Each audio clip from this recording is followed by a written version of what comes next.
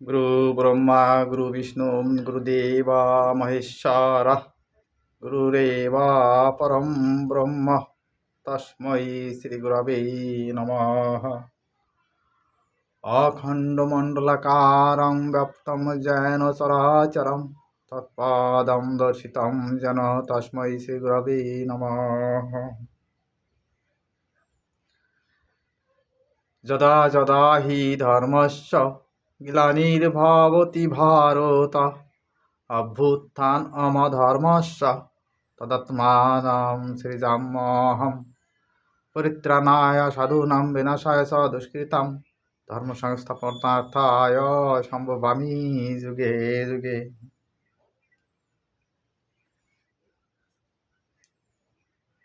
শ্রী ভগবান যুগে যুগে আসেন। গীতায় শ্রী ভগবানের মুখ নিঃসৃত বা মুখেই স্বীকার করেছিলেন। এর উপর নির্ভর করে এবং বিভিন্ন রেফারেন্স এবং অন্তরের ভক্তি দিয়ে সৎসঙ্গীরা শ্রী শ্রী ঠাকুর অনুকূল চন্দ্রকে বর্তমান সময়ের গুরু পুরুষোত্তম স্বীকার করেন। তাই তারা সৎসঙ্গীরা শ্রী শ্রী ঠাকুর অনুকূল চন্দ্রকেই কেবল পুরুষোত্তম বলেন না, পূর্ববর্তী সময়ে শ্রীরামকৃষ্ণ পরমহংসদেব, গৌরাঙ্গ মহাপ্রভু, শ্রীকৃষ্ণ, শ্রীরামচন্দ্র, মৎস্যকূর্ম, নৃসিংহ, বামন, পরশুরাম সবাইকে মিলিয়ে এক বাক্যে সৎসঙ্গের স্লোগান থাকে বন্দে পুরুষোত্তম। বন্দে পুরুষোত্তম ধ্বনির মাধ্যমে তাদের অগ্রযাত্রা। সৎসঙ্গরা ভগবান শ্রীকৃষ্ণকে আগেই মানেন, তার জন্যই তো সৎসঙ্গ। তার প্রতি, তার কথার প্রতি বিশ্বাস রেখেই সৎসঙ্গ। সৎসঙ্গ মানে বেঁচে থাকা, বেড়ে ওঠা এবং অস্তিত্ব নিয়ে থাকা। তারই অস্তিত্বকে রেখে তাতেই নিজেকে সমর্পণ করেই সৎসঙ্গ। সৎসঙ্গ মানে বেঁচে ওঠা, বেড়ে ওঠা, এগিয়ে চলা। জীবনের ইহ জীবনে এবং পরজীবনে সর্বক্ষেত্রেই সৎসঙ্গে আছে মানুষকে সুন্দরভাবে গড়ে তোলার জন্য বেশ কিছু আধুনিক সংস্কার। আবার আধুনিক সংস্কার হতে গিয়ে আমাদের পূর্ববর্তী অবতার মহাপুরুষ পুরুষোত্তম তাদেরকে মুছে দেওয়া নয়, তাদেরকে হৃদয়ে লালন করা। ঠাকুর অনুকূল চন্দ্রের ছবি তাদের পূজার আসনে বা প্রার্থনার সামনে বসায় প্রতীকী হিসেবে, তো হৃদয়ে তারা শ্রীকৃষ্ণ শ্রীরামচন্দ্রকেই বা ভগবান শ্রী বিষ্ণুকেই লালন করে। সৎসঙ্গীরা প্রকারান্তরে শ্রী বিষ্ণুরই উপাসক। সৎসঙ্গের প্রার্থনার ভিতরে আছে বারবার শ্রী বিষ্ণুকে নমস্কার করি, বারবার শ্রী বিষ্ণুকে নমস্কার করি। সৎসঙ্গের প্রার্থনার ভিতরে একথা বলতে হয়। মূর্ত বিগ্রহ হিসেবে শ্রী শ্রী ঠাকুর অনুকূল চন্দ্রের ছবি থাকে, কিন্তু প্রার্থনার ভিতরে শ্রী বিষ্ণুকেই উপাসনা করতে হয়, তারই কাছে মাথা নোয়াইতে হয়।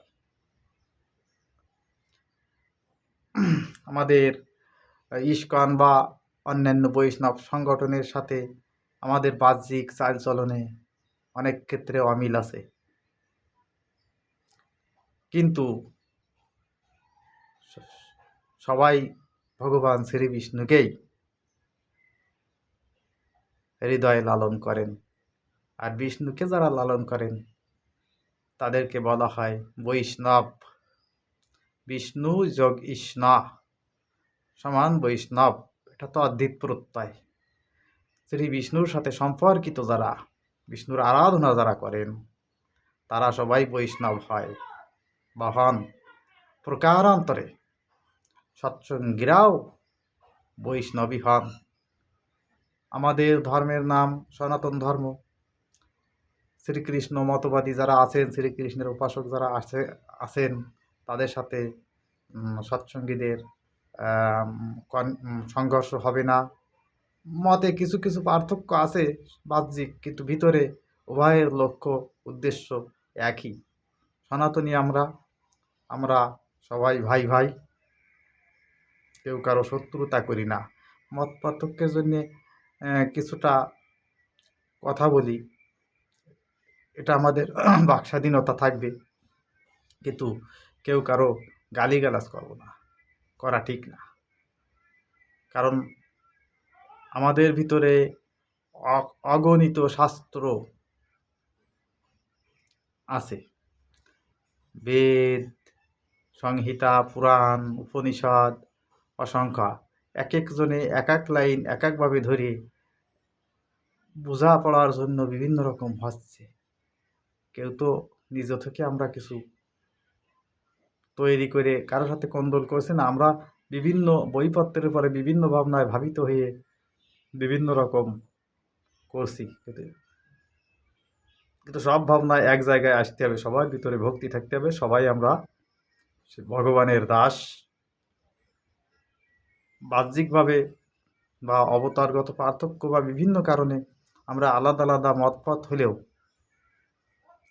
প্রকৃতপক্ষে সবাই ওই সাকারের আড়ালে যে নিরাকার ব্রহ্ম, সেই ব্রহ্মেরই উপাসক। নিরাকারে তিনি অবস্থান করছেন, তারই লীলায় তিনি আবার শিব, দুর্গা, কালী যাই বলেন, যে যেভাবে বিশ্বাস করেন তার সাধনা সেইভাবেই আছে। আমরা কেউ কারো শত্রু নই, সবাইকে, সব মতপথকে আমরা সম্মান করি, শ্রদ্ধা করি।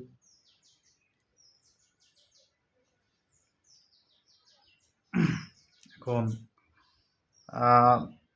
বাংলাদেশে শ্রী গোপীনাথ দাস ব্রহ্মচারী নামে একজন ব্যক্তি আছেন। তিনি মিডিয়া জগৎ কাঁপিয়ে তুলছেন তার বক্তব্য দিয়ে দিয়ে। নামের পরে ব্রহ্মচারী, তাকে সম্মান করি, তাকে আমি অসম্মান করি না, কিন্তু তার কথাবার্তা কিছু কিছু জায়গায় মনে হচ্ছে যেন ছেলের। আর তিনি একজন ব্রহ্মচারী মানুষ হয়ে উগ্র আচরণ করে সবসময় এইভাবে কথা বলেন কেন বুঝি না। যেখানে আমাদের সদাচারী শান্ত থাকা আমাদের ধর্মীয় বিধান, মনস্তাত্ত্বিকভাবে আমরা যেন সবাই শান্ত হয়ে চলি, এটা কিন্তু সনাতনী শিক্ষা। তিনি ব্রহ্মচারী, অর্থাৎ মন তার ব্রহ্মে বিচরণ করে। ব্রহ্মে যার মন বিচরণ করে তিনি সবাইকে উদারভাবে দেখেন, শান্তভাবে দেখেন, সুন্দরভাবে তা আচরণ করেন। কিন্তু ওই ব্রহ্মচারী মহাশয়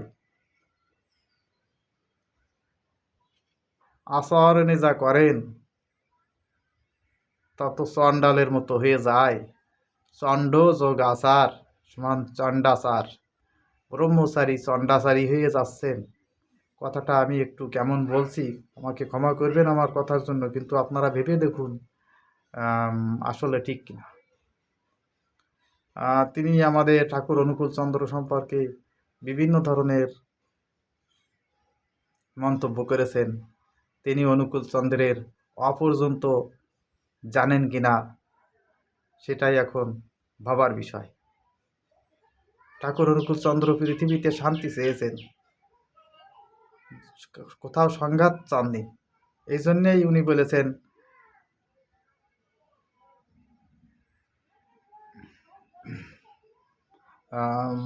উনি সকল মত পথের প্রতি ছড়া দিয়েছেন। রাম, কৃষ্ণ, বুদ্ধ, যিশু, মহম্মদ রূপায়িতম, অর্থাৎ রাম, কৃষ্ণ, বুদ্ধ, যিশু বিভিন্ন মত পথে যারা আছেন, কেউ কারো সাথে যাতে বিভেদ সৃষ্টি না হয় এমন উদার শান্তির বাণী দিয়ে গেছেন। এই বাণীকে উনি মেনে নিতে পারেননি ব্রহ্মচারী মহাশয়। ব্রহ্মচারী মহাশয় এত হিংস্র হয়ে যাচ্ছেন কেন? চণ্ডাল বা শূদ্রের মতো আচরণ করছেন। শূদ্র আধম চণ্ডাল, চণ্ড আচার বলে চণ্ডাল, চণ্ডাল আচারি বললাম। চণ্ডাল কথাটি তো বিভিন্নভাবে আবার ব্যাখ্যা করা যায়। এখন এক আছে বিপ্র নারীর গর্ভে শূদ্র পুরুষের ঔরাসে প্রতিলোমজ যে সন্তান জন্মগ্রহণ করে তাকে বলা হয় চণ্ডাল। তার দ্বারা সমাজের কোনো মঙ্গল হয় না। আর এক আছে মাথা গরম, মাথা পাগলা, খেপাটি কুত্তার মতো সবসময় যিনি রাগ পোষণ করেন তাকেও চণ্ড, মুণ্ড বা চণ্ডাল আচারী বলা হয়। আমাদের সবাই যেখানে সাত্ত্বিক থাকা, শান্ত থাকা, সুন্দর থাকা কথা, সেখানে ব্রহ্মচারী মহাশয় এত উগ্রভাবে জনসমক্ষে বক্তব্য দেন কেন জানি না।